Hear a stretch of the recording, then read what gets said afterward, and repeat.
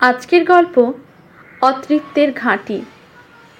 কলমি রিম্পি সরকার। আমি অভি, বেলঘরিয়ায় থাকি। এটা যে সময়ের ঘটনা, তখন আমি ভৈরব গাঙ্গুলি কলেজের সেকেন্ড ইয়ারের ছাত্র। তখন জীবনে প্রথমবার বাড়ি থেকে একা বেরোনোর ছাড়পত্র পেয়ে নতুন নতুন জায়গা, অচেনা রাস্তা আবিষ্কার করার নেশা লেগেছিল আমাদের সবারই। কলেজে ক্লাস শেষ হওয়ার পর প্রত্যেক দিন আমরা বন্ধুরা মিলে এদিক ওদিক বেরিয়ে পড়তাম। কতবার আমি একাই কোনো অচেনা গলিতে ঢুকে পড়েছি রাস্তার শেষ পর্যন্ত দেখার জন্য। যদিও বাড়ি থেকে খুব বেশি দূর কখনোই যেতাম না, অতটা সাহস তখনও তৈরি হয়নি। এরকমই একদিন কলেজ শেষ হওয়ার পর বেরিয়ে পড়লাম।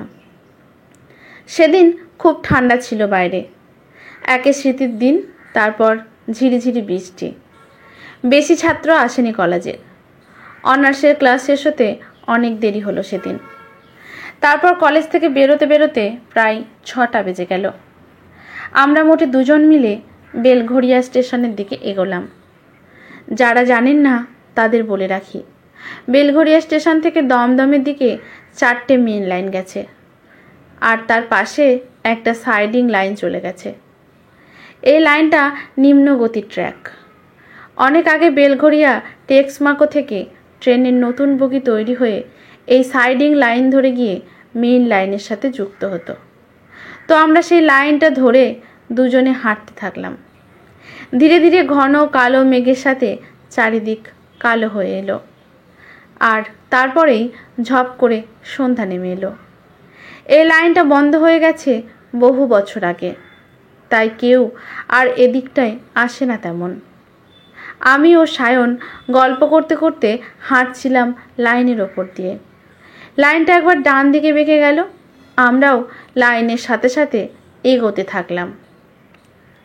হঠাৎ মনে হলো কেউ একজন আমাদের পাশ কাটিয়ে যাওয়ার মতো হুশ করে এগিয়ে গেল।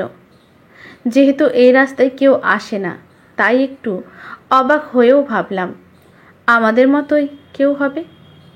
লোকটা এখন আমাদের থেকে বেশ কিছুটা দূরে চলে গেছে।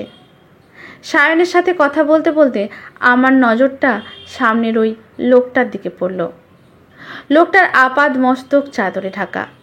মনে মনে একটু হাসি পেল, এত শীতকাতুরে। এবার খেয়াল করলাম লোকটা যে হাঁটছে তাতে তার শরীরে কোনো আন্দোলন হচ্ছে না। যে কোনো মানুষ হাঁটার সময় তার কাঁধ দুটো ওঠানামা করে, কিন্তু এই লোকটার শরীর স্থির, যেন হেঁটে নয় ভেসে যাচ্ছে। শুধু তাই নয়, লোকটার হাঁটা চলার ও কোনো শব্দ নেই। আমি সায়নকে ফিসফিস করে কথাটা বললাম। আমাদের মনে ঘোর সন্দেহ তৈরি হতেই আমরা দুজন হঠাৎ একসাথে লোকটার পায়ের দিকে তাকালাম। পায়ের দিকে তাকিয়েই কাঠ হয়ে দাঁড়িয়ে পড়লাম দুজন। লোকটার পায়ের পাতা নেই, বা বলা ভালো লোকটার কোনো পাই নেই। লোকটা সত্যি সত্যি হাওয়ায় ভেসে এগিয়ে চলেছে সামনের দিকে। ওই দৃশ্য দেখে আমরা ভয়ে বোবা হয়ে গেলাম। মনে হলো আমাদের পাগুলো যেন মাটিতে গেঁথে যাচ্ছে একটু একটু করে। গলা দিয়ে কোনো আওয়াজ বেরোলো না, শুধু এক দৃষ্টে তাকিয়ে রইলাম সামনে হেঁটে যাওয়া লোকটার দিকে। চারপাশটা একটা ঘন কুয়াশার চাদরে ঢেকে যাচ্ছে একটু একটু করে, আর তার সাথে সাথে মারাত্মক শীত ঘিরে ধরল যেন আমাদের হঠাৎ করেই। একটু দূরে লাইনের ধারে বাম পাশে একটা ছোট্ট সিঁড়ি মতন উঠে গিয়ে সরু একটা গলিতে মিশেছে। লোকটা সেই সিঁড়ি দিয়ে আস্তে আস্তে উঠে গেল, আর তারপর অন্ধকারে মিলিয়ে গেল। কতক্ষণ এভাবে ছিলাম জানি না। ঠান্ডায় হাত পা ক্রমশ অবশ হয়ে আসছিল। একটু পরে দেখলাম আরও একটা ছায়ামূর্তি পাশ কাটিয়ে বেরিয়ে গেল আমাদের। তারপর আরও একজন, তারপর আরও একজন, আরও দুজন। প্রত্যেকেই হাওয়ায় ভেসে চলেছে, আর নির্বিকারভাবে চলেছে, যেন আশেপাশে কেউ নেই, কিচ্ছু নেই। প্রথম জনকে দেখেই ভয়ে মোটামুটি আমাদের প্রাণটা গলার কাছে এসে আটকে ছিল। এবার আমরা দুজনেই প্রায় আধমরা হয়ে গেলাম। চোখের সামনে হঠাৎ অন্ধকার নেমে এলো। বেশ কিছুক্ষণ পর যখন হুঁশ ফিরে পেলাম, দেখলাম লাইনের ওপর শুয়ে আছি দুজনেই। তাড়াতাড়ি উঠে পড়লাম। তারপর এক দৌড়ে বড় রাস্তা পর্যন্ত উঠে এসে হাঁপাতে শুরু করলাম, কিন্তু একে অপরের সাথে কোনো কথা বললাম না। বাড়ি ফিরে এলাম সেদিন। সারা রাত ঘুমোতে পারলাম না। পরে শুনেছিলাম যে সায়নও আমার মতো ঘুমায়নি সেই রাতে।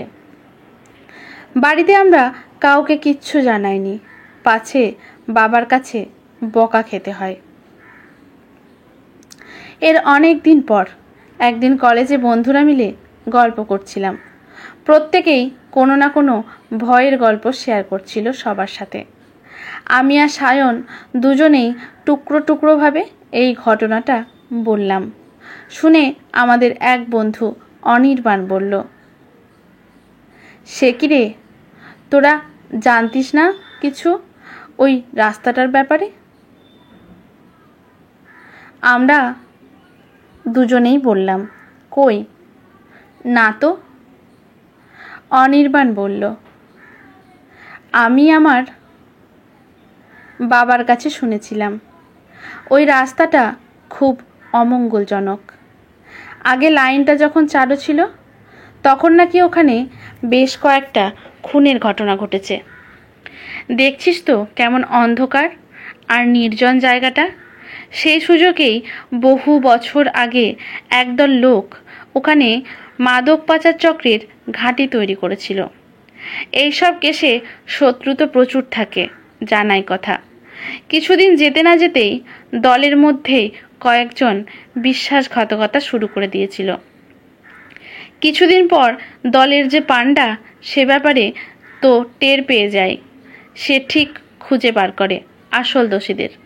তারপর দলের অবিশ্বাসী সদস্যদের ভুলিয়ে ভালিয়ে ঘাঁটিতে ডেকে আনে একদিন, আর এক এক করে নৃশংসভাবে হত্যা করে তাদের। শুধু তাই না, ওদের মৃতদেহগুলো ঘাঁটির মধ্যেই পুঁতে ফেলে। ওই দিনটা নাকি গত 10 বছরের সবচেয়ে শীতলতম দিন ছিল। শোনা যায় আজও প্রতি রাতে ওই অতৃপ্ত আত্মারা তাদের মৃত্যুর দিনের মতোই ঠিক সময়ে হাজির হয়ে যায় সেই পুরনো ঘাঁটিতে। আজকের গল্পটি এখানেই সমাপ্ত। গল্পটি যদি ভালো লাগে লেখকের প্রতি শ্রদ্ধা জানিয়ে একটি কমেন্ট করতে ভুলবেন না। লাইক শেয়ার করে পাশে থাকবেন। ইউটিউব থেকে দেখলে চ্যানেলটি সাবস্ক্রাইব করে বেল নোটিফিকেশনটি অল করে দেবেন। ফেসবুক থেকে দেখলে পেজটি ফলো করে রাখবেন। ধন্যবাদ।